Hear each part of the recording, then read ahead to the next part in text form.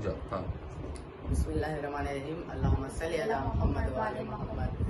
چلے آؤ بلاتا ہے وطن، چلے آؤ بلاتا ہے وطن، چاند نکلے کے محرم کا چلے آؤ سبھی، فرش غم شاہ کے ایک تخت پہ بچھواؤ سبھی، تازیہ اپنے گھرانے کا ہے کھاؤ سبھی، دفن عاشور کو تم کر کے چلے جاؤ سبھی، الفت خاک وطن کم نہیں زیادہ رکھنا، الفت خاک وطن کم نہیں زیادہ رکھنا، آؤں گا اگلے برس بس یہ ارادہ رکھنا، اپنی رودات پر ایک دل کو سناتا ہے وطن، چلے آؤ بلاتا ہے وطن، یہ تو سچ ہے کہ مناؤ گے محرم بھی وہاں پر وطن جیسی کہیں اور بھلا لطف کہاں، سال بھر شوق سے رہ لیجیے چاہے جہاں، چاند نکلے کے محرم کا چلے آؤ سبھی، کیسی خوشبو ہے وطن کی یہ بتانا ہوگا، کیسی خوشبو ہے وطن کی یہ بتانا ہوگا، اس لیے ساتھ میں بچوں کو بھی لانا ہوگا، اپنی رودات پر ایک دل کو سناتا ہے وطن، چلے آؤ بلاتا ہے وطن، تم ہی ہمت ہو میری، تم سے ہے قوت میری، سب جو آ جاتے ہو بڑھ جاتی ہے طاقت میری، دل میں رکھتے نہیں ہو اتنی محبت میری، سال بھر میں بھی کرو ایک وہ زیارت میری، اے گلو چھوڑ دیا تم نے ہی اپنا گلشن، اے گلو چھوڑ دیا تم نے ہی اپنا گلشن، اور کہتے ہو کہ اجڑا ہوا لگتا ہے وطن، اپنی رودات پر ایک دل کو سناتا ہے وطن، چلے آؤ بلاتا۔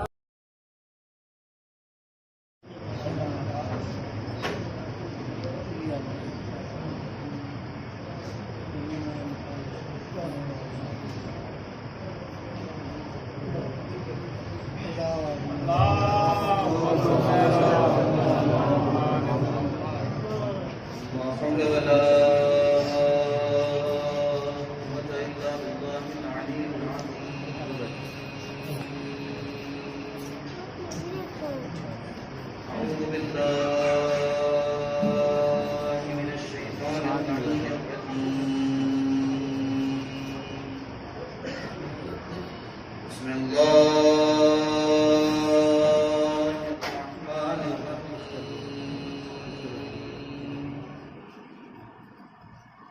الحمد لله،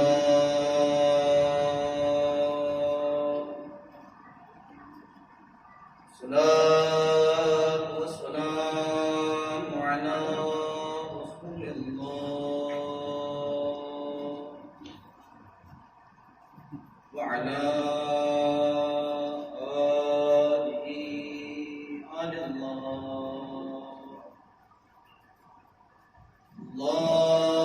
سيما على بقية الله، لعنة الله على أعدائهم أعداء الله، من يومنا هذا إلى لقاء الله، ما بعد فقد قال علي رضي الله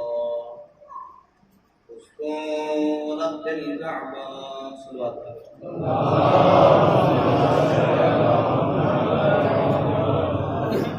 حاضرین مجلس سامعین کرام ماتمداران علی مرتضیٰ علیہ السلام، آج اس شب میں یہاں جمع ہیں اور ہمارے جمع ہونے کا اکلوتا مقصد یہ ہے کہ ہم علی پہ گریہ کریں۔ کیوں نہ کریں گریہ؟ کیونکہ یہ شب اس قیامت کی شب ہے، یہ شب ایسے المناک شب ہے کہ شاید تاریخ میں چند تاریخوں کے علاوہ ایسے قیامت کی رات کو نہیں دیکھا۔ ہمارا مقصد جمع ہونے کا فقط یہ ہے کہ ہم اپنے آقا کا ماتم کریں، اپنے آقا کا گریہ کریں۔ کیوں نہ کریں؟ کیونکہ آج یہ شب جو ہے ہمارے درمیان یہ ہمارے آقا کی شہادت کے 1400 سال مکمل ہونے کی شب ہے۔ 14 صدیاں گزر گئی آج علی کو، اور یہ لفظ اپنے آپ میں علی کی فضیلتوں کے لیے اور علی کے کمال کے لیے اور علی کے تمام فضیلتوں کو چھوٹی سی ایک جملے میں جمع کر دینے کے لیے کافی ہے کہ 14 صدیاں گزر گئی، اور 14 صدیوں کے گزر جانے کے بعد بھی آج اگر ہم نام علی پہ جمع ہیں تو یہ کیا بہت بڑی بات ہے۔ کوئی اور مسئلہ ہوتا تو شاید ہم اتنی تعداد میں جمع نہیں ہوتے، مگر 1400 صدیاں گزر جانے کے بعد بھی آج اگر ہم یہاں جمع ہیں تو ہماری جمع ہونے کے مقصد سوائے ذکر علی کے کچھ نہیں ہے۔ میں کوشش یہ کروں گا کہ کم از کم فضائل اور زیادہ سے زیادہ مسائل میں ہمارے یہاں جمع ہونے کا مقصد امام علی پہ گریا کرنا۔ جس جملے کو سرنامہ کلام قرار دیا تو ہمارے آقا کا، ہمارے مولا کا آخری جملہ، اور یہ آخری نظم بہت مشہور جملہ کہ جو شاعر یہاں بیٹھے ہوئے ہر چھوٹے سے چھوٹے بچے کے ذہن میں محفوظ۔ مولا فرماتے ہیں خود کو رب الکعبہ، کعبے کے رب کی قسم کہ علی کامیاب ہو گیا۔ یہ ہمارا مولا کیا ہے، اور کب کہہ رہے ہیں علی کہ جب امام علی کے اوپر ضربت لگی ہے، جب علی کو یہ اندازہ ہو گیا ہے، جب یہ بات عیاں ہو گئی ہے کہ اب علی اس دنیا کو چھوڑ رہے ہیں، تب علی یہ ہمیں فرماتے ہیں کہ آج علی کامیاب ہو گیا۔ عزیزان گرامی، یہ جملہ ہمیں کیا بتاتا ہے؟ ہمیں یہ جملہ یہ بتاتا ہے کہ دیکھو تم دنیا میں پوری زندگی جو چاہے وہ کرو، مگر کبھی کامیابی کی تلاش سے پیچھے نہ رہنا۔ متوجہ رہیں گے، تین نتیجہ آپ کے حوالے کریں۔ بہت طویل گفتگو کرنے کا عادی نہیں ہوں، 45 سے 50 منٹ میں انشاءاللہ اپنی گفتگو کو تمام کر دوں گا۔ اگر آپ متوجہ رہے تو انشاءاللہ خوبصورت نتیجہ آپ کے۔ کیا فرما رہے ہیں علی کہ آج علی کامیاب ہو گیا؟ اگر کوئی مائی کے پاس بیٹھا ہے تو 45 منٹ ایگو کم کرنا ہے۔ صلاۃ پڑھا تو محمد والے مل جل کر بابا دبلا صلاۃ پڑھا تو محمد والے مطلع کے آدھا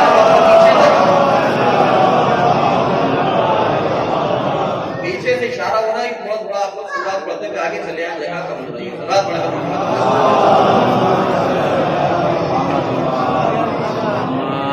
تو ہمارے مولا نے یہ جملہ ارشاد فرما کے ہمیں یہ بتا دیا کہ دیکھو اپنی دنیا میں چاہے جو کچھ کرنا، پوری زندگی چاہے کسی بھی مقصد کے تحت گزار دینا، مگر کوشش یہ کرنا کہ کبھی کامیابی کے راستے سے پیچھے نہ ہٹنا، ہمیشہ اس راستے کو چننا کہ جو راستہ تمہیں کامیابی کی طرف لے کے چلے۔ متوجہ رہیں میرے ساتھ، کامیابی سے مراد اگر آج اس گفتگو کو شروع کیا جائے تو بجائے ممکن نہیں ہے کہ ذکر نہ کیا جائے اس مہینے کا۔ کیا مہینہ ہے یہ، کتنی عظیم فضیلتوں کا حامل یہ مہینہ کہ جس مہینے کو اللہ نے رمضان نام دیا، اور یہ اکلوتا مہینہ ایسا ہے اور اکلوتا شرف اللہ کے موحدین کو، اللہ کے ماننے والوں کو، اللہ پہ ایمان لانے والوں کے لیے یہ اکلوتا شرف ایسا ہے کہ جس میں اللہ نے اس مہینے کے اندر انسان کو، مخلوق کو خالق نے اپنی مہمان نوازی کے لیے بلایا۔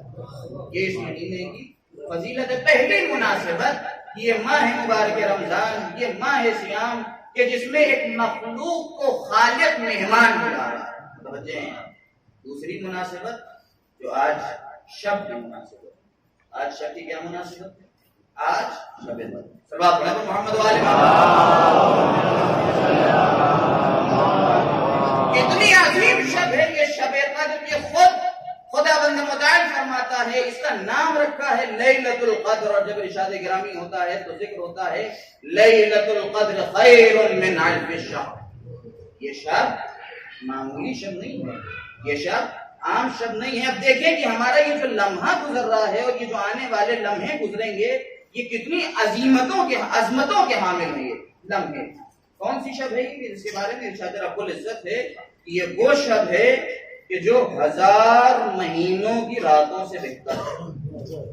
متوجہ ہوں، نوجوان اگر اس وقت موبائل نکال کے کیلکولیٹر کو جوڑیں تو پتا چل جائے گا کہ اس شب کا ایک ایک سیکنڈ 1000 مہینوں سے اگر جوڑا جائے، ڈیوائیڈ کیا جائے تو کتنا قیمتی ہے، کتنی عظمتوں کا حامل ہے کہ ہمارا ایک سیکنڈ، ہمارا ایک منٹ دوسری راتوں کے مقابلے میں کتنا بڑا ہے۔ دو مناسبتیں، پہلی مناسبت یہ ماہ مبارک، پہلی مناسبت کہ اللہ کا مہینہ، پہلی مناسبت کہ اللہ کی مہمان نوازی، دوسری مناسبت یہ عظیم شب جس کے بارے میں خود اللہ ضمانت لے رہا ہے، یہ وہ شب ہے کہ جو 1000 مہینوں کی راتوں سے بہتر ہے، افضل ہے، یہ اللہ کا مہینہ۔ تیسری مناسبت اس مہینے کی، تیسری مناسبت اس مہینے کی ہے کہ اس مہینے کو بہار قرآن کہا جاتا ہے۔ اس مہینے کے ناموں میں سے ایک نام یہ ہے، یہ مہینہ بہار قرآن ہے۔ بہار قرآن کا کیا معنی؟ نوجوانوں سے خطاب ہے۔ بہار قرآن یعنی اس مہینے میں اللہ نے اپنی کتاب قرآن مجید کو نازل کیا۔ یہ مہینہ ہمارے لیے نزول قرآن مجید کا مہینہ ہے۔ میں اپنے موضوع پہ جلدی سے چلا آتا ہوں، تمہید ختم ہو۔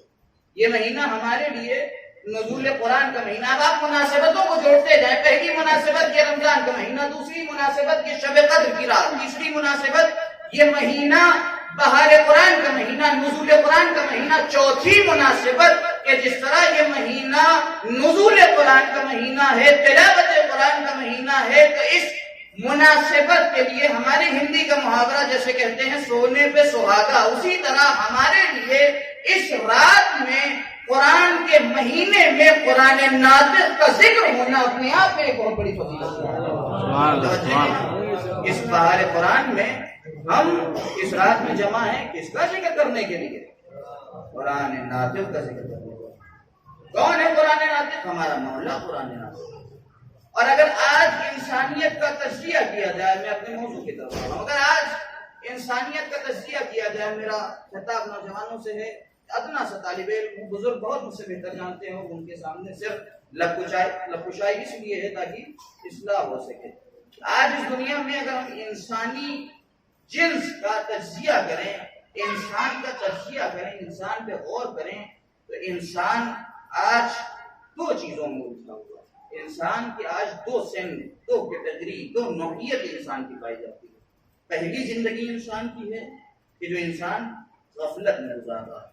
اگر آپ کو پتہ چلے، انسانوں کی دو کیٹیگری ہے، انسان زندگی گزارنے کے اعتبار سے دو صنف میں زندگی گزار رہا ہے۔ پہلی صنف کہ یا تو انسان غفلت کی زندگی گزار رہا ہے، دوسری صنف یا تو انسان خیرت کی زندگی گزار رہا ہے۔ نتیجہ آپ کو یعنی آج اس دنیا میں اگر انسانوں کا تجزیہ کیا جائے تو پوری عالم انسانیت میں انسانوں کو ڈیوائیڈ کیا جائے، بانٹا جائے، تو کچھ لوگ ایسے ملیں گے کہ جو اس دنیا میں غفلت کی زندگی جی رہے ہیں، کچھ لوگ ایسے ملیں گے کہ جو حیرت کی زندگی جی رہے ہیں۔ بزرگ سمجھ گئے ہوں گے، نوجوانوں کے لیے آپ کے سامنے بیان کروں، غفلت کی زندگی کا کیا معنی ہے؟ غفلت کی زندگی کا معنی یہ ہے کہ اللہ کی اس بنائی ہوئی زمین کو اپنے قدموں تلے روندتے تو ہیں، مگر یہ نہیں معلوم کہ یہ زمین دی کس نے، نہ دی ہوتی تو کیا ہوتا۔ اللہ کے دیے ہوئے ہوا میں، فضا میں، آکسیجن میں سانس تو لیتے ہیں، مگر یہ نہیں جانتے کہ کس نے دیا، نہ دیا ہوتا تو کیا ہوتا، نہیں پتا۔ یہ غفلت کی زندگی ہے۔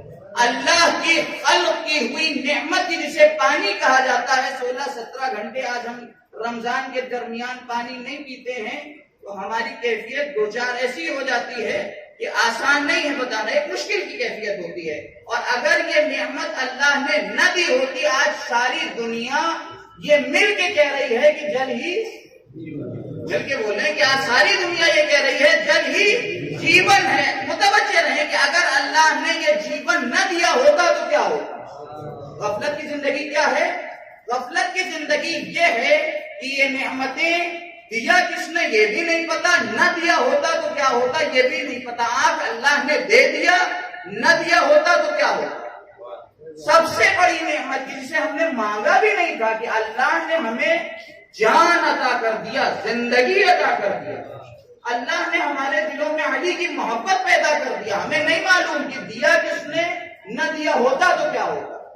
یہ زندگی کون سی ہے؟ غفلت کی زندگی. دوسری صنف یہ جسے ہم کہتے ہیں حیرت کی زندگی. اب ہم اپنا تجزیہ کریں کہ ہم کس صنف میں آتے ہیں. ہم غفلت والی صنف میں آتے ہیں یا ہم حیرت والی صنف میں آتے ہیں. دوسری صنف انسانیت کی یہ ہے کہ جس میں حیرت کی زندگی کہی جاتی ہے. وہ کیا ہے؟ دوسری صنف یہ ہے کہ انسان کو یہ تو پتا ہے کہ پانی بہت قیمتی ہے، یہ تو پتا ہے کہ ہوا بہت قیمتی ہے، یہ تو پتا ہے کہ اللہ کی دی ہوئی یہ زمین بہت قیمتی ہے، یہ تو پتا ہے کہ آج آکسیجن جو ہمیں مل رہی ہے بہت قیمتی ہے، یہ تو پتا ہے کہ جو زمین سے تیل نکل رہا ہے یہ اتنا قیمتی ہے کہ اگر یہ ختم ہو جائے تو ہماری دنیا چلنا بند ہو جائے. انسان کو اندازہ تو ہے، خبر تو ہے، پتا تو ہے، مگر ابھی وہ اللہ تک پہنچا نہیں. اسے یہ نہیں پتا چل پایا ہے کہ نعمتیں دی ہیں تو کس نے دی ہیں. یہ تو پتا ہے کہ یہ کتنی اہم ہیں، یہ تو پتا ہے کہ نہ ہو تو کیا ہو جائے، مگر یہ نہیں پتا کہ یہ نعمتیں کس نے دی ہیں. اور اگر پتا بھی ہے تو صرف زبان تک پتا ہے، نہ دل کو اقرار ہے، نہ دماغ کو اقرار ہے. متوجہ رہیں. پتا بھی ہے تو صرف زبان تک پتا ہے کہ ہاں بھائی اللہ نے پانی دے دیا، اللہ نے سانس دے دیا، اللہ نے آنکھیں دے دیا، اللہ نے زمین دے دیا، اللہ نے ساری نعمتیں دے دیا. مگر اگر ہم اپنا بھی تجزیہ کریں نا تو ہمیں یہ بات صرف زبان تک پتا ہے، دل ہمارا نہیں جانتا یہ بات. توجہ ہیں. دو صنفیں ہو گئی، ایک ہے حیرت کی زندگی، ایک ہے غفلت کی زندگی. اور اس منبر کا تقاضا یہ ہے کہ جب اس منبر پہ کسی چیز، کسی پرابلم کو، کسی پریشانی کو، کسی بیماری کو بتایا جائے تو ساتھ ساتھ علاج بھی بتایا جائے. تو جب ہمیں یہ پتا چل گیا کہ ہمارے سماج میں دو صنف کے لوگ رہتے ہیں، دونوں پریشان ہیں، غفلت والے بھی پریشان ہیں، انہیں نہیں پتا، حیرت والے بھی پریشان ہیں، تو اب آخر ایسا ہو کیا کہ انسان کی غفلت بھی دور ہو جائے، انسان کی حیرت بھی دور ہو جائے. ایسا کوئی راستہ تو ہونا چاہیے. ہمارا خدا عادل خدا ہے، ہمارا خدا انصاف پسند خدا ہے، ہمارا خدا عدالت پسند خدا ہے. تو یقیناً خدا نے کوئی راستہ تو بنایا ہوگا کہ جسے انسان حیرت کی زندگی سے بھی بچ جائے گا، جسے انسان غفلت کی زندگی سے بھی بچ جائے گا. عزیزان گرامی، اگر میرا نظریہ دیا جائے تو حیرت کی زندگی سے، غفلت کی زندگی سے، دونوں زندگیوں سے باہر آنے کا صرف ایک طریقہ ہے، وہ ہے کشف حقیقت. انسان حقیقت تک پہنچ جائے. ابھی آپ کا توجہ نہیں ہے، میں اگلا جملہ آپ کو واضح کر دے گا. حقیقت تک کیسے پہنچا جائے؟ اگر کوئی نوجوان یہاں کھڑا ہو کے مجھ سے کہتے ہیں کہ صاحب حقیقت تک کیسے پہنچے، کیا کیا جائے کہ حقیقت تک پہنچے، کہاں سرچ کیا جائے، کہاں ڈھونڈا جائے، کس سے پوچھا جائے، کون سی کتاب پڑھی جائے، کون سا عمل کیا جائے حقیقت تک پہنچنے کے لیے، مشکل ہے آسان ہے؟ تو میں بس ایک جملہ کہوں گا کہ حقیقت تک پہنچنا مشکل بھی ہے، آسان بھی ہے. متوجہ رہیں گے، آپ کے مزاج کا جملہ ہے. حقیقت تک پہنچنا مشکل بھی ہے، آسان بھی ہے. مشکل کیسے ہے کہ جب انسان جان بوجھ کر باب علم تک پہنچ جائے اور دروازے پہ دستک نہ دے تو مشکل ہی مشکل ہے. اور اگر باب علم پہ سجدہ کر لے اور متمسک ہو جائے اور اپنا سر تسلیم خم کر دے تو حقیقتیں آسان ہی آسان. سلوات پڑھے گا محمد والی. بات واضح ہو رہی ہے کہ اگر حقیقت تک پہنچنا ہے، اگر انسان کو حقیقت تک پہنچنا ہے، کیسے پہنچے؟ کون سی لائبریری میں جائیں، کون سے براؤزر پہ سرچ کیا جائے، کس جگہ پتہ کیا جائے کہ حقیقت کہاں ملتی ہے، کس دکان پہ حقیقت ملے گی؟ حقیقت تک اگر پہنچنا ہے تو پھر ہمیں شہر علم کے دروازے پہ دستک دینی ہوگی، سر تسلیم خم کرنا ہوگا، تب ہمارے سامنے اس دنیا کی حقیقت نمایاں ہوگی کہ دیکھو تمہیں غفلتوں سے کیسے بچنا ہے، حیرتوں سے کیسے بچنا ہے. سلوات پڑھیں بر محمد.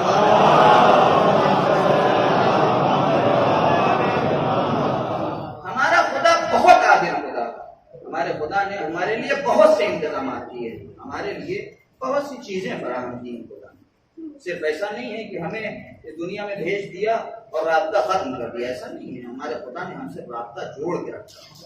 ہمیں حقیقت تک پہنچانے کے لیے صرف ایسا نہیں ہے کہ علی تک پہنچایا ہے، حقیقت تک پہنچانے کے لیے بس تھوڑا سا تجزیہ، ہمارے 7 منٹ اور ہے، اس کے بعد دوسری بات انشاءاللہ کہ ہمیں حقیقت تک پہنچانے کے لیے اللہ نے صرف علی کا دروازہ نہیں بتایا ہے، اللہ نے ہمیں بہت ساری آیات عنایت کیا. آیات سے مراد نشانیاں.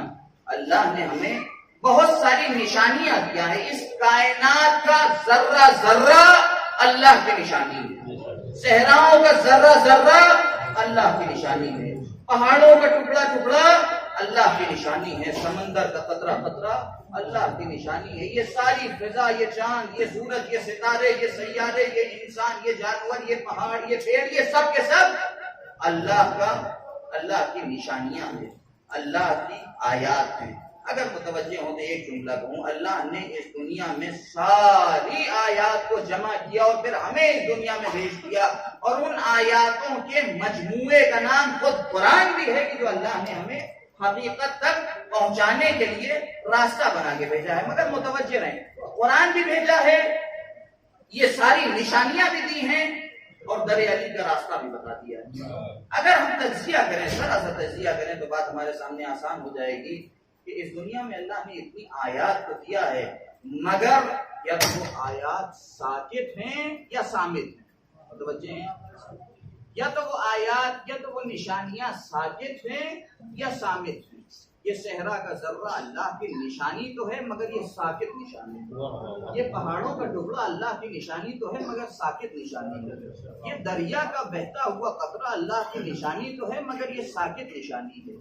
یہ چاند، یہ سورج، یہ سیارے، یہ ستارے، یہ پہاڑ، یہ درخت، یہ چڑیا، یہ انسان، یہ ساری کی ساری چیزیں اللہ کی نشانیاں تو ہیں مگر ساکت نشانیاں ہیں. قرآن اللہ کی نشانی تو ہے مگر صامت نشانی ہے. متوجہ رہیں گے، آپ کو ایک منزل تک لے جا رہا ہوں. اللہ نے نشانیاں دی ہیں تو کچھ ساکت نشانی ہے، کچھ صامت نشانی ہے. یعنی یہ تمام وہ نشانیاں ہیں کہ جو خاموش رہنے والی چیزیں ہیں. متوجہ ہیں آپ؟ یہ وہ نشانیاں ہیں کہ جو خاموش رہتی ہیں.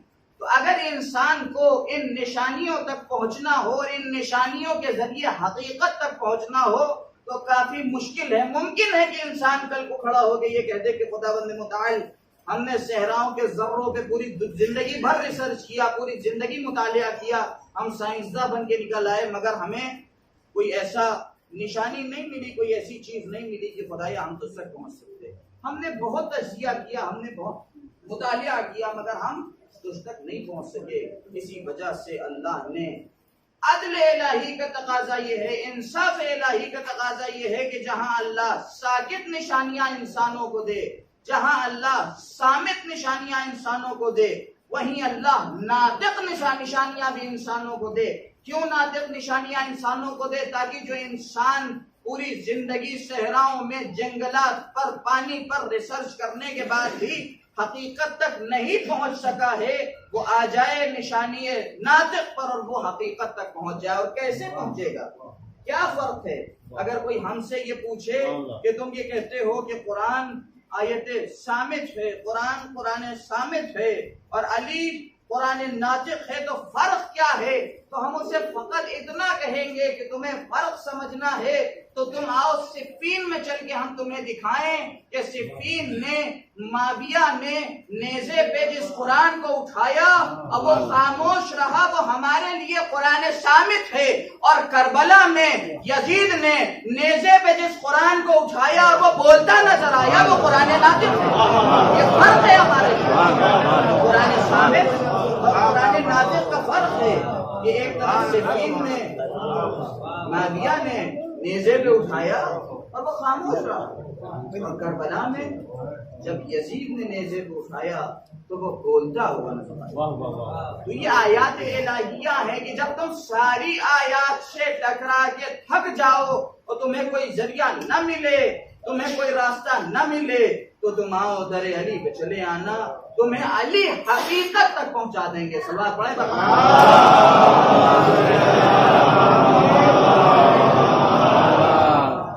بات ہو رہی ہے کہ اگر تمہیں حقیقت تک پہنچنا ہے تو تمہیں در علی پہ آنا ہی پڑے گا. اور کیا ہے حقیقت، کیا ہے کامیابی؟ میرے ذہن میں ایک واقعہ آ گیا، آپ کے سامنے پیش کروں کہ آخر کامیابی ہے کیا چیز؟ ہم جس چیز کو کامیابی سمجھتے ہیں، کیا وہی چیز علی کی نظر میں بھی کامیابی ہے یا کوئی اور شے ہے کہ علی نے جسے فزتو کا لفظ دیا، فزتو کا یعنی میں کامیاب ہو گیا۔ کیا ہم جس چیز کو کامیابی سمجھتے ہیں علی نے اسی چیز کو اپنے لیے لفظ فزتو میں استعمال کیا یا کوئی دوسری شے؟ آئے دیکھیں، اگر علی کی زندگی کا مطالعہ کریں، اگر علی کی زندگی کا تجزیہ کریں، اگر علی کی زندگی پہ نظر ڈالیں تو ہمیں صرف ایک چیز یہ ملے گی کہ علی صرف اتنا بتاتے ہیں کہ کامیابی کا معنی یہ ہے کہ تمہارا تار اللہ سے، ربوبیت سے، الوہیت سے جتنا زیادہ مضبوط ہوتا چلا جائے سمجھو تم اتنے زیادہ کامیاب۔ سبحان اللہ، سبحان اللہ۔ کامیابی کا مطلب یہ نہیں ہے، کامیابی کا معنی یہ نہیں ہے کہ پھر انسان بڑا ہو جائے، انسان کی عزت ہو جائے، انسان کی جیب میں زیادہ مال آ جائے، انسان زیادہ اس دنیا میں عزت دار ہو جائے۔ کامیابی کا معنی یہ ہے کہ انسان اللہ سے زیادہ کیسا قریب ہو جائے۔ واقعہ آپ کے حوالے کرتا ہوں، خلیفہ ثانی کا واقعہ ہے۔ خلیفہ ثانی کے دور کا واقعہ ہے کہ ایک مرتبہ خلیفہ ثانی کے صاحبزادے کے خلاف شکایت لے کے لوگ پہنچے کہ صاحب آپ کے صاحبزادے کو ہم نے شراب نوشی کرتے ہوئے پکڑا، رنگے ہاتھوں پکڑ لیا۔ اسلام میں شراب کیا ہے؟ مل کے بولے، اسلام میں شراب۔ اور ایک علی والا اگر اس نجاست کے قریب جائے تو خدا ہے، علی کے لیے یہ ندامت کا مقام ہے، علی کے لیے شرمندگی ہے۔ انسان اپنے لیے نہ سوچے، کم از کم اپنے مولا کے لیے سوچے کہ جس زبان سے وہ علی کا نام لیتا ہے اس زبان تک نجاست پہنچ رہی ہے۔ یہ حیف کا مقام ہے۔ میں یہ نہیں سمجھتا کہ میں مبلغ ہوں، نہ میری عمر ایسی ہے، نہ تجربہ ایسا ہے، نہ زبان ایسی ہے، نہ تعلیم ایسی ہے کہ میں مبلغ کہلا سکوں، مگر کم از کم ایک امت کے درمیان سوالیہ نشان کھڑا کرنے کا حق اس منبر کا بھی ہے اور مجھے بھی حاصل ہے۔ کیا یہ ممکن ہے کہ جس زبان سے علی کا نام لیا جائے اس زبان تک کوئی نجاست پہنچ جائے؟ ممکن نہیں ہے۔ تو میرا تو مشورہ یہ ہے کہ یا تو نجاست دور کر دی جائے یا تو نام علی دور کر دیا جائے۔ صلی اللہ علیہ محمد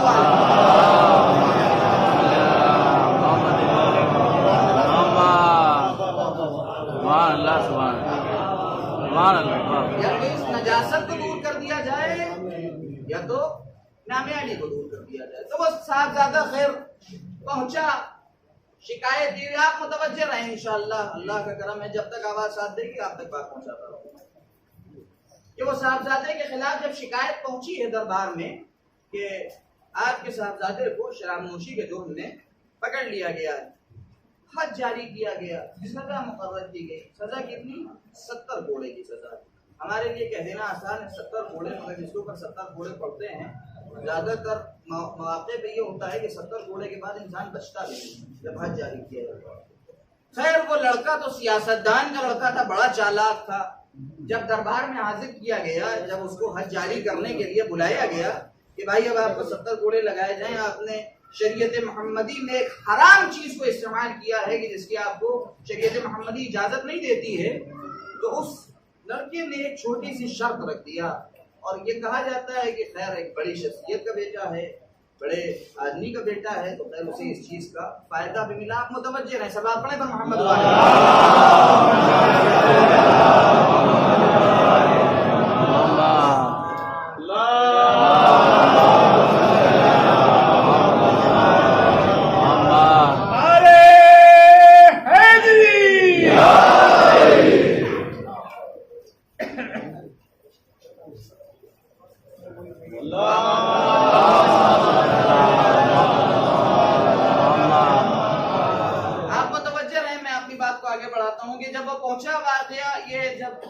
دربار تک پہنچا، خبر سنائی گئی، حد جاری کر دیا گیا، 70 گھوڑے کی سزا مقرر کر دی گئی۔ اس لڑکے کو بلایا گیا کہ اب 70 گھوڑے مارے جائیں، پورے امتی جمع ہے، مسجد النبوی لوگوں سے چھلک رہی ہے، مسجد النبوی میں صحابیوں کا ہجوم ہے، اور خلیفہ وقت اپنی مسند پہ بیٹھے ہیں، اور ایک مرتبہ یہ اشارہ کیا کہ بھائی 70 گھوڑے لگا دیے جائیں۔ لڑکا ذرا چالاک تھا، اس نے یہ کہہ دیا کہ مجھے قبول ہے یہ سزا، مجھے کوئی مسئلہ نہیں ہے۔ شریعت محمدیہ میں حد جاری کرنے کے لیے کہا جاتا ہے 70 گھوڑے میں کھانے کے لیے تیار ہوں، مگر ایک چھوٹی سی شرط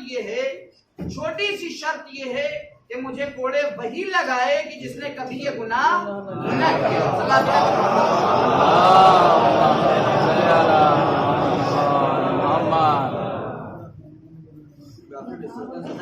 وہ انسان مجھے سزا دے کہ جس نے کبھی یہ گناہ نہ کیا. میں نے آپ کو بتایا کہ مسجد النبوی چھلک رہی تھی, دربار سجا ہوا تھا, صحابیوں کا ہجوم تھا, مگر ایک دفعہ ایسی کیفیت ہو گئی کہ جسے ہمارے سماج میں کہا جاتا ہے پن ڈراپ سائلنس.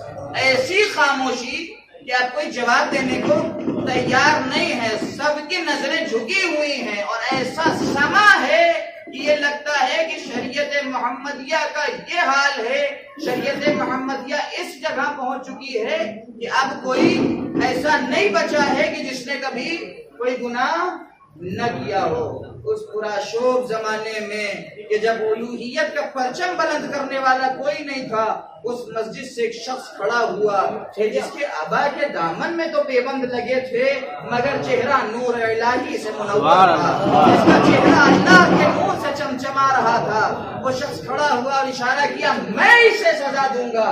اور عزیزان گرامی, اس سے بڑی بات یہ ہے کہ اس شخص نے جب یہ دعویٰ کیا, ہمارے مولا نے جب یہ دعویٰ کیا, تو دعویٰ کرنا اپنے آپ میں بہت بڑا کمال ہے, مگر کسی میں جرأت نہ تھی کہ جو یہ کہہ دیتا کہ علی آپ کیوں جا رہے ہیں, کیونکہ سارے امتی, سارے صحابی متفقہ طور پہ یہ مانتے تھے کہ ہم تو گناہگار ہو سکتے ہیں مگر علی سے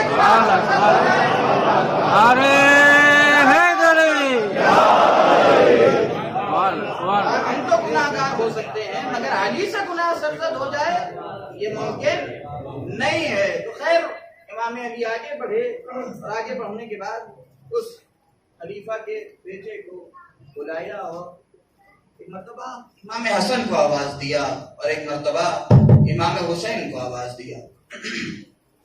امام حسن کو بلانے کے بعد کہا گیا, بیٹا حسن تم اس کا ایک ہاتھ پکڑو, اے بیٹا حسین تم اس کا دوسرا ہاتھ پکڑو, تم اس کا ایک ہاتھ پکڑ لو, تم اس کا دوسرا ہاتھ پکڑ لو. دونوں شہزادوں کو بلایا ہے نا, اور دونوں شہزادوں سے جس کو سزا دینی ہے اس کے دونوں ہاتھوں کو پکڑوا دیا, اور مولا نے 70 کوڑے جو طے سزا تھی, جو شریعت محمدیہ کی مقرر سزا ہے, وہ اسے دے دی گئی, حد جاری کر دیا گیا. مولانا کرار صاحب مرحوم جب واقعے کو یہاں تک سناتے ہوئے پہنچتے تھے تو ایک جملہ یہ بھی کہا کرتے تھے, میں ان سے نقل کر رہا ہوں, کہ وہ فرماتے تھے کہ جب علی نے اسے 70 کوڑے لگا دیے تو وہ منہ کے بل گر گیا اور ہلاک ہو گیا. تو جب وہ ہلاک ہو گیا تو میرے مولا نے اس مجرم سے خطاب کر کے یہ کہا کہ جاؤ اور تم اپنے خدا سے یہ بتانا کہ مجھ پہ حد اس نے جاری کیا ہے کہ جس پہ اللہ کی بھی کوئی حد نہیں ہے, رسول اللہ کی بھی کوئی حد نہیں ہے, کہ جس نے نہ اللہ کے لیے کوئی جرم کیا ہے نہ رسول اللہ کے لیے کوئی جرم کیا. علی نے اسی مسجد میں, اسی دربار میں اپنے معصوم ہونے کا دعویٰ کیا کہ جا کے اپنے اللہ سے یہ بتا دینا کہ مجھے 70 کوڑے اس نے مارے ہیں کہ جس کے اوپر کوئی کوڑا کسی کے اوپر نہیں ہے, چونکہ میں نے کبھی کوئی گناہ سرزد نہیں کیا. ابھی جگہ پہ رکے ایک جملہ یا علی ابھی کچھ سال گزرے ہیں, زیادہ دن نہیں ہوا ہے, ابھی چند سال گزرے ہیں, آپ نے دو انگلیوں پہ ابھی چند سال گزرے ہیں, آپ نے ایک بار میں مرحب کے 2 ٹکڑے کر دیے تھے. اے آقا ابھی چند سال گزرے ہیں کہ آپ نے بڑی بڑی جنگیں فتح کیا ہے, اور ابھی آنے والے وقت میں بھی علی کو بڑی جنگیں فتح کرنی ہیں. اے آقا آخر ماجرا کیا ہے کہ جو عرب کے شیخ مہربان کے جن کا نام سن کے لوگ دہل جاتے تھے, علی ان پہ ایک بار ان کے اوپر حاوی ہو جاتے تھے, ان کے اوپر قابو پا لیتے تھے. اے آقا یہ کیسا ماجرا ہے کہ اس نوجوان کو سزا دینے کے لیے آپ نے حسن سے ہاتھ پکڑوایا, حسین سے ہاتھ پکڑوایا, آپ خود اس کے دونوں ہاتھوں کو پکڑ کے سزا دے سکتے تھے. تو یقیناً میرے مولا یہی جواب دے کہ میں اس نوجوان کو خود ایک ہاتھ سے پکڑ کر دوسرے ہاتھ سے کوڑے مار سکتا تھا, مگر میں نے یہ عمل اس لیے سرزد کیا کہ جب مورخ تاریخ کو قلم بند کرنے چلے تو وہ یہ لکھنے پہ مجبور ہو جائے کہ جس طرح اس حزم میں علی معصوم تھے, حسن بھی معصوم تھے, حسین بھی معصوم تھے.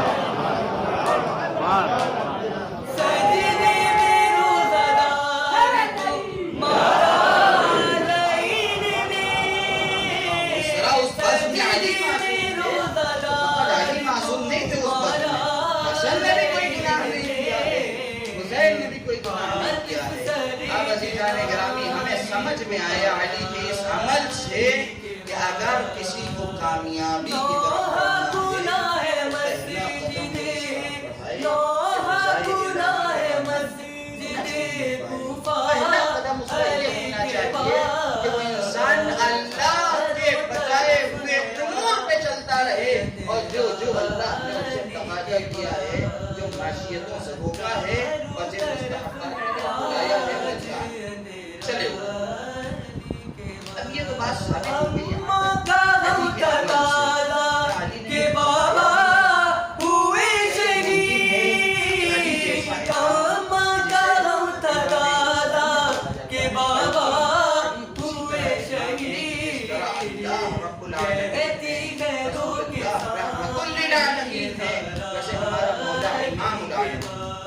سارے عالمین کے امام ہیں علی نے ہمیں بتایا کچھ نہیں ہے علی نے اتنا بتایا ہے کہ صرف اس موقع پر مولا کی وصیتوں پہ تذکرہ کرتے ہوئے کی جائے تو اشرا کم ہو جائے صرف علی نے جو وصیتیں ہم سے کی ایک جملہ علی کی وصیت میں بتاؤں گا کہ جو آج ہمارے سماج کی ایک بہت بڑی ضرورت بن گیا ہے ایک جملہ علی کی وصیت کا کہ علی نے ہمیں بتایا ہے کہ دیکھو کامیابی کی طرف بڑھتے رہنا آپ تسلسل بیان کامیابی کی طرف بڑھتے رہنا تو میں نہ غفلت کی زندگی جینا ہے نہ حیرت کی زندگی جینا ہے کون سی زندگی جینا ہے حقیقت کی زندگی جینا ہے کیسے حقیقت کی زندگی جیسے علی بتاتے ہیں حقیقت کی زندگی جیسے علی کر کے دکھاتے ہیں کیا کیا علی نے علی ہمیں یہ بتاتے ہیں وصیت کا سلسلہ زندگی کا آگے بڑھا ایک مرتبہ ایک مقام پہ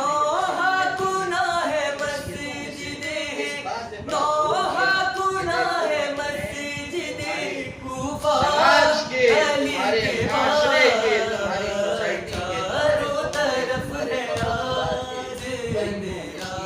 سوسائٹی کے تم اس چیز سے متوجہ رہنا ہمارے معاشرے میں ہمارے سماج میں ہماری سوسائٹی کوئی ایسا نہ ہو کہ جو تمہاری موجودگی میں تمہارے ہوتے ہوئے تمہارے سماج میں کوئی شخص بھوکا سو جائے ہمیں یہ کس نے بتایا آج ہمارا طرز زندگی کیا ہے میں جلدی اپنی بات کو تمام کرنے کی طرف آگے بڑھوں ہمیں کیا بتایا ہے ہمارے سماج میں کیا ہوتا ہے ہم جب افطار کرتے ہیں افطار کے بعد جو ہماری مصروفیات ہیں مصروفیات کی ادائیگی کے بعد ہم بستر پہ چلے جاتے ہیں ہم آرام کرنے چلے جاتے ہیں ہم سونے چلے جاتے ہیں صبح سحری کے لیے اٹھنا ہے نماز فجر بھی پڑھنی ہے کام کاج کے لیے بھی جانا ہے مگر کیا ہم نے کبھی پلٹ کے یہ دیکھا کہ ہمارے مولا کا کیا طرز زندگی تھا کیا ہمارا مولا بھی اسی طرح زندگی گزارتا تھا جیسے ہم یقیناً علی نہیں ہو سکتے ممکن نہیں ہے کہ ہم علی ہو جائیں تو کیا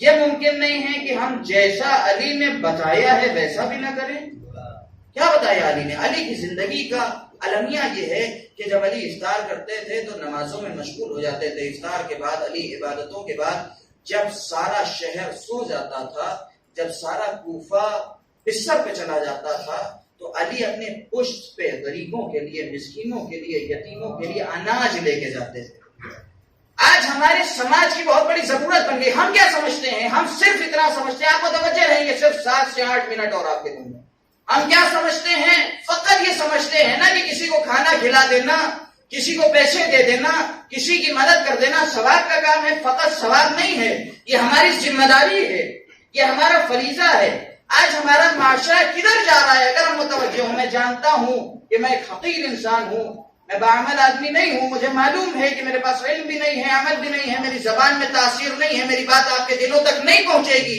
مگر اس منبر سے علی کے ذکر کے حوالے سے علی کا نام لے کے اپنا پیغام پہنچانا چاہتا ہوں شاید یہ حوالہ کام کر جائے اور لوگوں کے ذہنوں تک بات پہنچ جائے ہم یہ سمجھتے ہیں کہ کسی کو روٹی کھلا دینا صرف مدد ہے ثواب ہے نہیں عزیزان گرامی یہ ہمارے وقت کی ضرورت ہے ہمارا عالمیہ کیا ہے ہمارا عالمیہ یہ ہے کہ آج ہماری مسلمان قوم اس جگہ پھنس چکی ہے کہ برادران اہل سنت کا رونا یہ ہے کہ ان کے نوجوان وہابیت کی طرف جا رہے ہیں ہمارا رونا یہ ہے کہ ہمارے نوجوان اخباریت کی طرف جا رہے ہیں کتنا بڑا دیمک ہے ہماری سماج میں ہم نے کبھی سوچا ہم نعرہ یقیناً لگاتے ہیں اخباریت مرد آباد لگانا چاہیے نعرہ ہم نعرہ یقیناً لگاتے ہیں ملنگیت مرد آباد مگر لگانا چاہیے نعرہ کوئی مسئلہ نہیں ہے مگر کیا نعرے تک ہمیں محدود ہو جانا چاہیے کیا ہمیں نہیں معلوم کیا ہمیں اندازہ نہیں ہے کیا ہم اس چیز کی طرف غور نہیں کرتے ہیں کہ ہمارے سماج میں ہماری قوم کی نسوں میں اخباریت سرایت کیسے کر رہی ہے کیا ہمیں نہیں معلوم کہ مسلمانوں کے قوم میں وہابیت سرایت کیسے کر رہی ہے عزیزان گرامی آپ کو رسول اللہ کی ایک حدیث سناتا ہوں بات آپ کے سامنے واضح ہو جائے گی رسول اللہ کا ارشاد گرامی ہے رسول اللہ صلی اللہ علیہ وسلم فرماتے ہیں کہ ہماری قوم میں، میری امت میں غریبی ایک ایسا عذاب ہے، غریبی، غربت، بھوک ایک ایسی چیز ہے کہ اگر ہمارے امتیوں کے دل میں اللہ کا کرم نہ ہوتا، اگر اللہ کی محبت کا سایہ نہ ہوتا، تو یہ غربت ایسا عذاب ہے کہ ان کے دلوں سے ایمان کے چراغ کو بجھا دیتا۔ کیا سمجھ آیا؟ ہمیں کیا اس حدیث سے کیا پتا چلا؟ یہ حدیث ہمارے اوپر یہی واضح کر رہی ہے نا کہ انسان کی غربت انسان کو حق سے دور لے جانے کے لیے ایک بہت کمزور کڑی ہے۔ میں اب لفظوں کی ادائیگی تو نہیں کروں گا، مگر آپ بہت بخوبی واقف ہیں، بہت اچھے سے جانتے ہیں کہ پچھلے 15 سالوں میں ہندوستان نے وہابیت کس طرح سے پھیلی ہے۔ بتانے کی ضرورت نہیں ہے۔ ہندوستان کا بھوکا مسلمان، ہندوستان کا جاہل مسلمان، جاہل سے لفظ سے کوئی برا نہ مانے، جاہل میں اس اعتبار سے کہہ رہا ہوں کہ سچر کمیٹی کی رپورٹ آنے کے 10 سال بعد بھی ہمارے قوم کے 34% بچے ایسے ہیں کہ جو ابتدائی تعلیم سے محروم ہیں۔ ابتدائی تعلیم سے محروم ہونے کا کرائیٹیریا ہندوستان میں اتنا خراب ہے کہ ہمارا ترازو ہی اتنا خراب ہے کہ تولا کیا جائے۔ خراب ترازو پہ جب ہمارا 34% پرفارمنس ہے تو جب اچھا ترازو رکھا جائے گا تو ہم کہاں جائیں گے؟ ہمارا کرائیٹیریا یہ ہے کہ جو ہندی، انگلش یا 2 زبان کو لکھنا جانتا ہو، ہمارے ہندوستان میں اسے پڑھا لکھا مانا جاتا ہے۔ جو اپنا نام ہندی میں بھی لکھ لے، انگلش میں بھی لکھ لے یا اردو میں لکھ لے، 2 زبانوں میں جو اپنا نام لکھ لے اسے ہم پڑھا لکھا مانتے ہیں۔ ہماری قوم کے 34% بچے ایسے ہیں کہ جو اپنا نام 2 زبانوں میں بھی لکھ سکتے ہیں۔ اس لیے میں نے کہا ہندوستان کا مسلمان بھوکا مسلمان، جاہل مسلمان۔ تو جب اس چیز کو ہمارے دشمنوں نے یہ دیکھا کہ جب اس کیفیت میں مسلمان ہیں تو پھر ان کے اوپر انویسٹ کرنا شروع کیا، پیسہ لگانا شروع کیا۔ کیوں پیسہ لگانا شروع کیا؟ میرا پڑوسی مسلمان تھا، بھوکا تھا، باہر سے ایک آدمی آ کے، سعودیہ سے ایک آدمی آ کر، امریکہ سے ایک آدمی آ کر، ہم نعرہ یقیناً لگائیں مرد آباد، لندن پہ بھی لگائیے، سعودیہ پہ بھی لگائیے، مگر دیکھیے کہ ہم نے ان کے دروازے ہم ہی نے تو کھولے ہیں آنے کے لیے۔ میرا پڑوسی جب بھوکا تھا، باہر سے کوئی آدمی آیا، روٹی دے کے گیا اور بتا دیا کہ صبح یہ کرنا تو وہ وہی کرے گا۔ ایک بہت بڑے مفکر، بہت بڑے رائٹر، ہندوستان کا رائٹر ہے، پارٹیشن کے بعد پاکستان چلا گیا، اس کا جملہ ہے کہ بھوکے پیٹ کا مذہب فقط روٹی ہوتا ہے۔ میں نام نہیں لوں گا، بہت ایسی شخصیت ہے کہ اس کا نام لینا ممبر سے جائز نہیں، ممکن نہیں۔ وہ یہ کہتا ہے بھوکے پیٹ کا مذہب اسلام نہیں ہوتا، شیعت نہیں ہوتی، وہابیت نہیں ہوتی، اخباریت نہیں ہوتی، روٹی ہوتی۔ آپ روٹی دیجئے، آپ تعلیم دیجئے، آپ اس انسان کا پیٹ بھریے، کیسے وہ وہابی ہو جائے گا، کیسے وہ اخباری ہو جائے گا؟ ہم نے راستہ کھلا چھوڑ دیا۔ میرا پڑوسی بھوکا سو رہا ہے تو جب باہر سے آ کے، سعودیہ سے آ کے، لندن سے آ کے اسے پلیٹ میں سجی ہوئی تھال پیش کی جائے گی، میں نے اسے سوکھی روٹی نہیں دیا، اسے چکن بریانی مل رہی ہے، تو وہ وہابی نہیں بنے گا، وہ اخباری نہیں بنے گا۔ آپ لگائیے نعرہ وہابیت مرد آباد، اخباریت مرد آباد، مگر آج اس مجلس سے یہ پیغام لے کے جائیے کہ ہمیں علی نے یہ درس جو دیا ہے مسکینوں کو پالنے کا، غریبوں کو پالنے کا، یتیموں کو پالنے کا، یہ صرف اس لیے نہیں دیا ہے کہ تمہیں ثواب ملے گا، یہ اس لیے دیا ہے کہ سوسائٹی کا توازن باقی رہے۔ بھوکا آدمی سوئے گا تو جب اٹھے گا تو کفر کے ساتھ اٹھے گا۔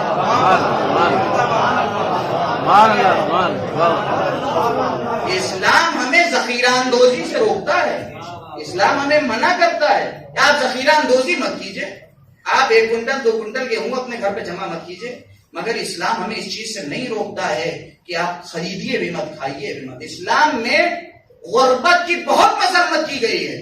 اسلام غربت کو پسند نہیں کرتا ہے، اسلام انسان کو عزت مندانہ زندگی دینے کے لیے آیا ہے، اور اس عزت مندانہ زندگی کے لیے بقدر ضرورت جتنا پیسہ ضروری ہے وہ پیسہ کمانا بھی انسان کے لیے عبادت ہے۔ یہ اسلام کا پیغام ہے۔ اور اگر ہمارے سماج میں کوئی، بس اپنی بات کو میں نے اس علی کے اس پیغام کے ساتھ تمام کر رہا ہوں، علی کی اس بات کے ساتھ تمام کر رہا ہوں، اور اگر ہمارے سماج میں کوئی ایسا بیٹا ہے، ہمارے فرش پہ کوئی ایسا بیٹا ہے، شخص کہ جس کے دیے ہوئے پیسوں سے اس مرتبہ عید میں کسی کے گھر کپڑا بن رہا ہے، جس کے دیے ہوئے پیسے سے اس مرتبہ کسی کے گھر میں بچے ایڈمیشن ہوا ہے اس منتھ میں، اپریل کے گزشتہ منتھ میں، مہینے میں، تو پھر وہ آج جا کے 2 رکعت نماز شکر پڑھے اور خود کو شیعہ ہونے کے لائق سمجھے، اور اگر نہیں ہے تو پھر جب علی کا تابوت نکل کے آئے تو بخدا علی کا تابوت اٹھائیے گا اور علی کے تابوت پہ ہاتھ رکھ کے علی سے یہ وعدہ کیجیے گا، مولا رمضان بھی ہے، شب قدر بھی ہے، نزول قرآن بھی ہے، آپ کی شہادت بھی ہے، اور میں وعدہ کرتا ہوں کہ جب اگلی مرتبہ آپ کا تابوت اٹھاؤں گا تو میری مالی جتنی میرے اندر استطاعت ہے اس سے ایک یتیم بچہ اگلے سال تک پال کے علی آپ کو دکھاؤں گا۔ اور جب یہ کر لیجئے گا تو 2 رکعت شکر کی نماز پڑھیے گا کہ علی آج میں آپ کا شیعہ ہو گیا، کیونکہ ہم علی کے محب تو کہہ سکتے ہیں، مولا نے خود بہت کو منع کیا ہے کہ ہمیں اپنے آپ کو ہمارا شیعہ نہ کہنا، تم چاہنے والے ہو سکتے ہو، شیعہ نہیں ہو سکتے۔ شیعہ کا مطلب یہ ہے کہ جس طرح علی یتیموں کو پالتا تھا، شیعہ بھی یتیموں کو پالتا۔ آج میں آپ کو ایک بات بتاؤں، آج ہمارے سماج کا یہ کرائٹیریا ہے، آج ہمارا سماج اس جگہ پہنچ چکا ہے، بس 2-3 منٹ اور آج ہمارا سماج اس جگہ پہنچ چکا ہے کہ آج ہندوستان میں سال بھر میں 3 لاکھ بچوں کی موتیں صرف بھوک کی وجہ سے ہوتی۔ کیا اگر علی اس جگہ موجود ہوتے تو علی کو یہ گوارا ہوتا کہ ہم اچھا کپڑا بھی پہنے، ہم پنکھے میں بھی سوئیں، ہم گدے پہ بھی سوئیں، ہم تخت بھی اچھا لے لیں، ہم الماری بھی اچھی بنوا لیں، مکان بھی بنوا لیں، گاڑی بھی نہیں خرید لیں؟ 3 لاکھ بچے ہمارے سماج میں، ہمارے ملک میں، چاہے وہ ہندو ہو، چاہے وہ مسلمان ہو، چاہے وہ عیسائی ہو، یتیم ہوتا ہے، بھوکا ہوتا ہے۔ بھوکے کا کوئی مذہب نہیں ہوتا۔ علی نے کبھی تفریق نہیں کیا ہے کسی کو کھلانے میں۔ عزیزان گرامی، ہماری ذمہ داری یہ ہے کہ اگر ہم علی کا نام لے کے ماتم کرتے ہیں تو کم از کم اپنے ماتم کو جائز کرنے کے لیے اتنا تو کر لیں کہ ہم علی کی اس روش پہ عمل کر لیں اور علی کے اس بتائے ہوئے راستے پہ عمل کر لیں۔ اور صرف علی نے بتایا نہیں ہے، علی نے کر کے دکھایا ہے۔ اس مجمع میں 10 سال کے نوجوان سے لے کے تمام بزرگ ہستیاں بیٹھی ہوئی ہیں، مجھے دہرانے کی ضرورت نہیں ہے، مگر ہم نے بہت سنا ہے واقعہ خیبر۔ 2 منٹ میں سنیے واقعہ خیبر کی، علی نے خیبر میں کیا کیا ہے۔ میں اپنے استاد مولانا قمر حسنین شولسی صاحب سے نقل کرتا ہوں، ہمارے استاد، انہوں نے ہم کو پڑھایا 4 سال۔ وہ جب یہ واقعہ نقل کرتے ہیں تو فرماتے ہیں کہ جب خیبر سے رسول کا لشکر پلٹ کے آ رہا تھا، زندگی بھر جس نے خیبر سنا ہے آج نئے زاویے سے خیبر سنا، کہ جب رسول کا لشکر پلٹ کے آ رہا تھا تو خیبر میں اتنا مال غنیمت ملا تھا، اتنا مال غنیمت ملا تھا۔ خواتین تک میری آواز پہنچ رہی ہے، متوجہ رہیں۔ میرا ذاتی ماننا یہ ہے کہ اس ایک معاشرے کو سنوارنے کے لیے، ایک سوسائٹی کو سنوارنے کے لیے، خوبصورت بنانے کے لیے جتنا تعاون مرد کا ہوتا ہے عورت کا اس سے کم نہیں ہوتا، بلکہ یہ کہنا جسارت نہیں ہوگی کہ زیادہ ہوتا ہے۔ عورت کا تعاون ایک سماج کو سنوارنے کے لیے مرد سے زیادہ ہو۔ کیسے ہوتا ہے سنیے، خیبر سے واپس آ رہا ہے یہ لشکر، اور کیسے لشکر واپس آ رہا ہے؟ اتنا مال غنیمت ملا ہے، اتنا مال غنیمت ملا ہے کہ روایات بتاتی ہیں کہ صحابہ اونٹوں کی پیٹھ پہ سونے کے سکے لاد کے لا رہے ہیں، اتنا مال غنیمت۔ مدینے کے باہر تمام فوجیوں کی بیویاں بچے جمع ہیں، استقبال کرنے کے لیے انتظار کر رہے ہیں کہ آج لشکر واپس آ رہا ہے، مال غنیمت لے کے آئے گا، پیسہ لے کے آئے گا، باغ ہمارے واپس آ رہے ہیں۔ غریب مسلمان تھا نا اس وقت خیبر سے پہلے، تو سب انتظار کر رہے ہیں۔ سب انتظار جس طرح کر رہے ہیں، فاطمہ بھی انتظار کر رہی ہیں کہ آج میرا والی و وارث آ رہا ہے، جو خیبر کی جنگ سے واپس آ رہا ہے، جلدی جلدی میں واقعے کو تمام کروں۔ امام علی واپس آئے، جس طرح سارے مسلمان واپس آئے۔ آپ کے مزاج کے 2-4 جملے آئیں گے اگر آپ متوجہ ہوں گے۔ مولا واپس آئے اور واپس آنے کے بعد دروازے سے ہی جناب فاطمہ نے ایک سوال کر لیا کہ یا علی، آپ کو مال غنیمت نہیں ملا؟ آپ متوجہ رہیے گا، یا علی آپ کو مال غنیمت نہیں ملا؟ علی نے مسکراتے ہوئے جواب دیا کہ فاطمہ، ملا تو بہت تھا، مگر مدینے کے باہر یتیموں کی، مسکینوں کی بستی تھی، سب بانٹ دیا علی۔ کیفیت کیا ہے؟ حسن اور حسین فاقے سے ہیں، روایت بتاتی ہے بھوکے ہیں بچے۔ میں کہتا ہوں کہ علی، خواتین اس جملے کو ضرور سنیں کہ علی ہوتے ہوئے بھی یہ جملہ نہ کہہ سکتے اگر گھر میں فاطمہ جیسی بیوی نہ ہو۔ متوجہ ہیں؟ یہاں فضائل کا جملہ آپ کے سامنے بیان کریں۔ علی ہوتے ہوئے بھی یہ جملہ نہیں کہہ سکتے تھے اگر گھر میں فاطمہ جیسی بیوی نہ ہوتی۔ کیوں؟ کیونکہ فاطمہ کے علاوہ دنیا کی کوئی بیوی ہوتی، بہتر سے بہتر بیوی ہوتی، اس کا یہی جواب ہوتا کہ بڑا اچھا کام کیا، مگر دوسروں کے بچوں کا خیال کیا، تھوڑا اپنے بچوں کے لیے بھی بچا کے چلے آتے۔ مگر یہ فاطمہ کی عظمتیں ہیں، فضیلتیں ہیں کہ جب فاطمہ نے علی کی زبان سے یہ سنا، جب فاطمہ نے علی سے یہ سنا کہ سارا مال بانٹ کے چلے آئے ہیں تو فاطمہ نے ایک مرتبہ در سے ہاتھوں کو بلند کیا اور ہاتھ اٹھانے کے بعد کہا کہ خدایا تیرا شکر ہے کہ تو نے علی جیسا شوہر عطا کیا ہے. خدایا میں تیری کنیز ہوں تو دل کے احوال سے واقف ہے. تجھے پتا ہے کہ میں نے یہ منت مانی تھی کہ خیبر میں جتنا مال غنیمت ملے گا میں سب غریبوں میں بٹوا دوں گی. خدایا تیرا شکر ہے نیت میں نے کیا تھا جامع عمل علی نے پہنا دیا.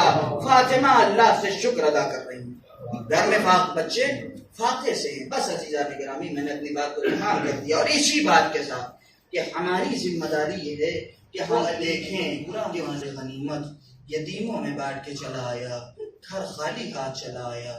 جب وہ یہ دیکھے گا کہ اس کے شیعہ کے معاشرے میں سماج میں چاہے وہ کسی مذہب کے لوگ ہوں مگر اگر کوئی بھوکا سو رہا ہے اور شیعہ کو نیند آ گئی تو میں سمجھتا ہوں کہ یقیناً علی کی آنکھیں شرمندگی سے نم ہو گئی.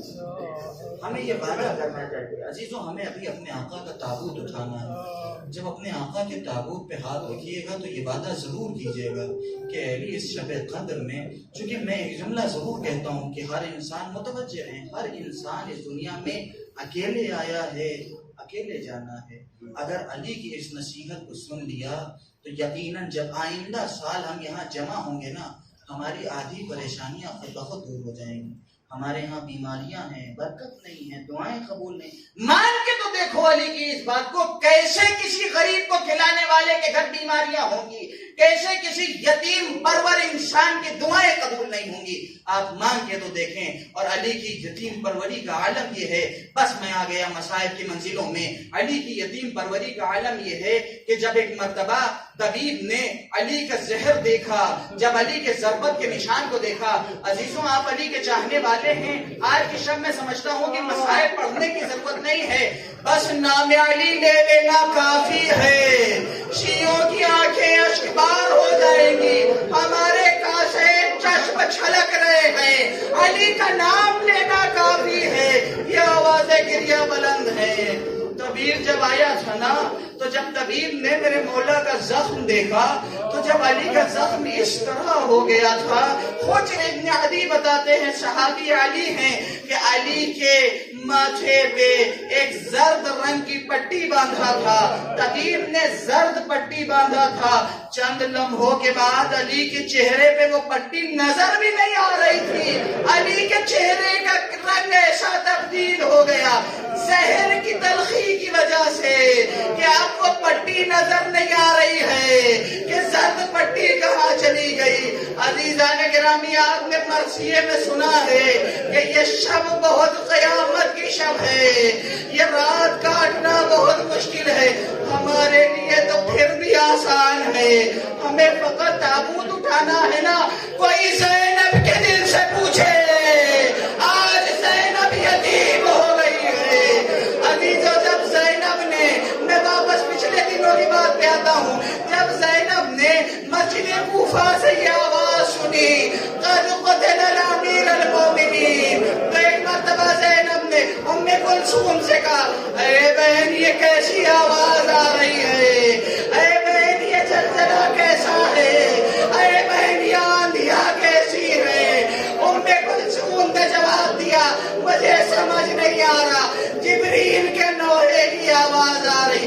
میں کہوں گا اے زینب آج آپ گھر کے اندر ہے, کوفے میں دونوں بھائی موجود ہیں, آندھی بھی ہے, جبریل کا نوحہ بھی ہے, زلزلہ بھی ہے.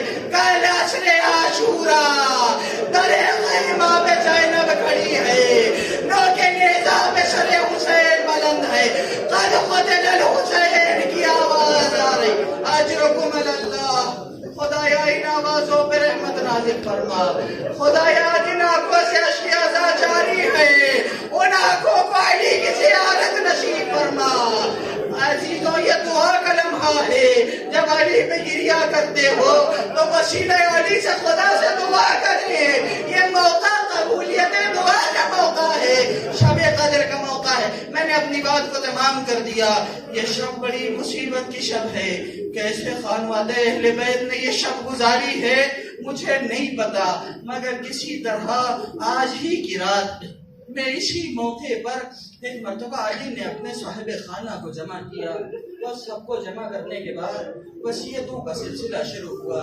ایک طویل وصیت اپنے ہمارے آقا نے کیا ہے، ہمیں بھی خطاب کیا ہے، شیعوں سے بھی مخاطب ہو کے وصیتیں کیا ہے، اپنے بچوں کے لیے بھی وصیتیں کیا ہے۔ عزیزان گرامی، بڑا مشہور جملہ ہے، یہ آپ ہمیشہ سنتے ہیں، آج بھی سنتے جائیے۔ وصیتیں کرتے کرتے ایک مرتبہ امام نے سب کا ہاتھ مولا حسن کے ہاتھ پہ رکھا اور حسن کے حوالے کیا، دوسرے کا ہاتھ پکڑا حسن کے ہاتھ میں دیا، حسن کے حوالے کیا۔ ایک مرتبہ حسین کو بلایا اور ایک مرتبہ اپنے چھوٹے صاحبزادے عباس کو بلایا اور عباس کا ہاتھ حسین کے ہاتھ میں دے دیا۔ مولا مجھے نہیں پتا مولا کا معاملہ کیا تھا، مگر ایک مرتبہ ایک گوشے سے ایک بیوی کی رونے کی آواز آتے، اے مولا میرے عباس سے کیا خطا ہو گئی ہے؟ آپ نے عباس کا حسن کے ہاتھوں میں نہیں دیا۔ علی نے ایک مرتبہ، اے ام المؤمنین، یہ عباس کے ہاتھ میں نے آج کے لیے نہیں دیا ہے، یہ عصر عاشورہ سمجھ میں آئے گا۔ اے ام المؤمنین، میں نہیں رہوں گا، تم گواہ رہوگی جب تک یہ عباس کے ہاتھ سلامت ہے۔ حسین سلامت رہے، بس آخری فقرہ میں کہوں گا، اے مولا گواہ رہیے گا، یہ آپ کے چاہنے والے ہیں، روز محشر ہماری گواہی دیجیے گا، یہ آپ پہ آنسو بہانے والے ہیں۔ اجرکم اللہ۔ بس میں نے تمام کر دیا اپنی گفتگو کو۔ ایک منزل کو بھی آئی کہ ایک مرتبہ مولا نے امام حسن کو کہا، اے حسن تھوڑا پیچھے چلے جاؤ۔ حسن کو تھوڑا دور بھیجا، تھوڑا پیچھے بھیجا، حسین کو قریب بلایا، حسین کو اپنے پاس بلایا اور پاس بلانے کے بعد ایک مرتبہ امام حسین سے فرمایا، حسین ذرا اپنے کانوں کو قریب لاؤ۔ حسین اپنا کان قریب لے کے گئے، حسین ذرا قریب لے آؤ کان، اتنا قریب لے آؤ کہ علی کے ہونٹوں سے تمہارا کان قریب ہو جائے۔ علی نے حسین سے کوئی وصیت کیا، عزیزوں راز نہ کھل سکا تھا۔ امام کے چلے جانے کے بعد بھی بہت لوگوں نے یہ چاہا کہ حسین سے پوچھیں، مگر حسین نے نہیں بتایا کہ بابا نے کیا وصیت کیا تھا۔ عزیزوں راز تو تب کھلا کہ جب حسین آخری رخصت کا خیمے میں، اے بہن زینب اپنے شانے سے ذرا چادر ہٹا، بابا نے مجھ سے وصیت کیا تھا۔ اے زینب حسین، جب زینب سے رخصت ہونا میری طرف سے زینب کے شانوں کو بوسہ دے دینا، یہ وہی شانے ہیں کہ جس میں کوفہ اور شام میں رسیاں بندھیں گی۔ عزیز امام کی شہادت واقع ہو گئی، زینب نے سب سینہ بھیجا، حسین یتیم ہو گئے، جنازہ لے کے جایا جانے لگا۔ ایک مرتبہ لوگوں نے یہ منظر دیکھا کہ پیچھے سے حسن سنبھالے